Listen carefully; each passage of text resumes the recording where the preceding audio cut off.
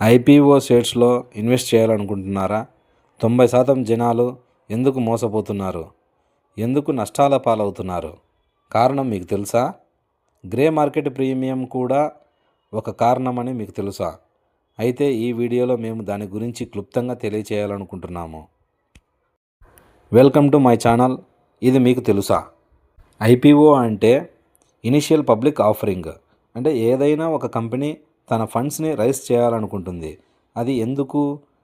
To expand business, like తన brand వాల్యూస్ని పెంచుకోవటం కోసం, కొత్త బ్రాంచ్ క్రియేట్ చేయడం కోసం, తనకు ఉన్న లోన్ని పే ఆఫ్ చేయాలనుకుంటున్నప్పుడు తన యొక్క ఓనర్షిప్ని షేర్స్ ద్వారా పబ్లిక్కి సెల్ చేస్తుంది.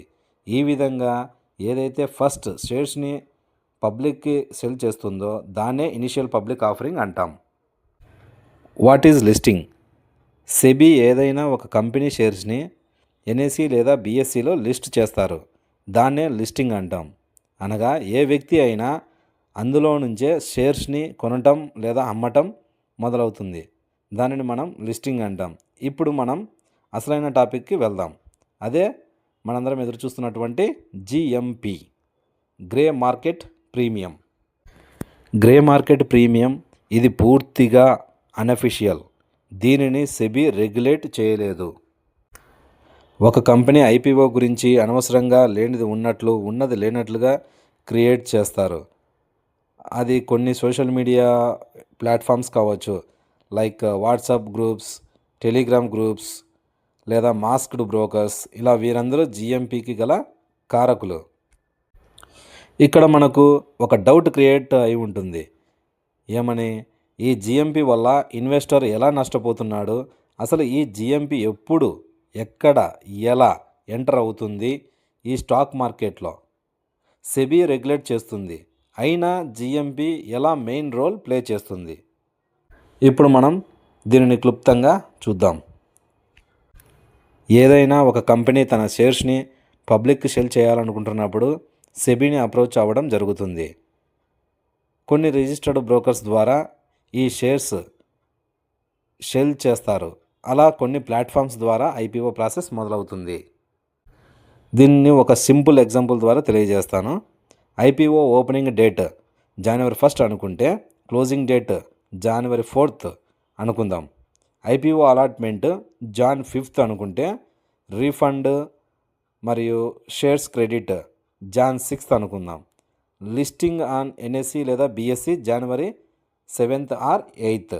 ఇలా ఐపీఓ అనౌన్స్ చేసిన రోజు నుండి లిస్టింగ్ రోజుకు 4-5 వర్కింగ్ డేస్లో ఇది క్లోజ్ అవుతుంది. ఇక్కడ ఐపీఓ అలాట్మెంట్ అనగా ఇన్వెస్టర్స్ కంపెనీ షేర్స్ కోసం పోటీ పడతారు. ఫర్ ఎగ్జాంపుల్, ఒక కంపెనీ 100 షేర్స్ని పబ్లిక్ ఆఫర్ కింద రిలీజ్ చేసింది అనుకోండి. ఇక్కడ 100 మంది మాత్రమే షేర్స్ కొనేకి రెడీగా ఉండరు కదా. 1000 మందితో పోటీ పడవచ్చు, లేదా 2000 మంది అయినా పోటీ పడవచ్చు. అలాంటప్పుడు ఈ షేర్స్ని ఎలా అలాట్మెంట్ చేస్తారంటే ఒక లక్కీ డ్రా సిస్టమ్ ద్వారా 100 మందికే షేర్స్ ఇవ్వబడతాయి. ఈ ప్రాసెస్ కంప్లీట్ అయ్యాక స్టాక్ అనేది లిస్టింగ్కు వస్తుంది. ఎప్పుడైతే కంపెనీ తన షేర్స్ని సెల్ చేయాలని అనౌన్స్మెంట్ చేస్తుందో ఆ రోజు నుండే, అప్పటి నుండే లిస్ట్ అయ్యే రోజు వరకు కూడా ఈ జిఎంపి, గ్రే మార్కెట్ ప్రీమియం తన రోల్ని ప్లే చేస్తుంది. ఈ జిఎంపి గురించి ఒక ఎగ్జాంపుల్ ద్వారా మీకు తెలియచేస్తాను. ఫర్ ఎగ్జాంపుల్, ఒక ఐపీఓ షేరు 100 రూపాయలు అనుకుంటే లిస్ట్ అయ్యే రోజు అది 150లో స్టార్ట్ అయ్యింది అనుకుందాం. ఈ మధ్య ఏదైతే డిఫరెన్స్ ఉందో ఆ 50 రూపాయలనే మనం జిఎంపి అని అంటాం. ఇది పూర్తిగా అన్అఫిషియల్. కొంతమంది కంపెనీ గురించి క్రియేట్ చేసిన రూమర్స్ ద్వారా కావచ్చు, social media buzz, masked brokers, WhatsApp groups, Telegram groups అనవసరంగా డిస్కషన్ ద్వారా ఈ జిఎంపిని క్రియేట్ చేస్తారు.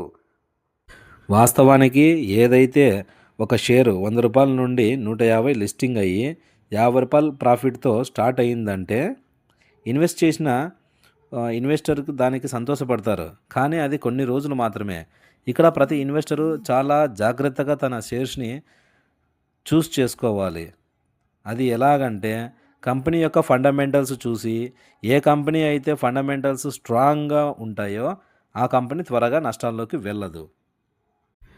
ఇప్పుడు ఇక రెండవ కేసు తీసుకుందాం.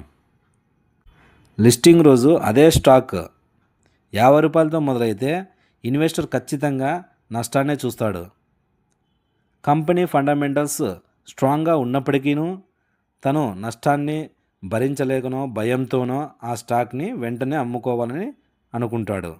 ఈ అనవసరమైన news buzz, masked people, WhatsApp groups, Telegram groups ఇలా దేని ద్వారా అయినా కావచ్చు, వీటి నుంచి వచ్చిన నెగిటివ్ రూమర్స్ వల్ల ఆ స్టాక్ లిస్టింగ్ రోజే నష్టాలతో మొదలవుతుంది. అంతే తప్ప ఫండమెంటల్స్ స్ట్రాంగ్గా లేదని అనుకోవడం తప్పు.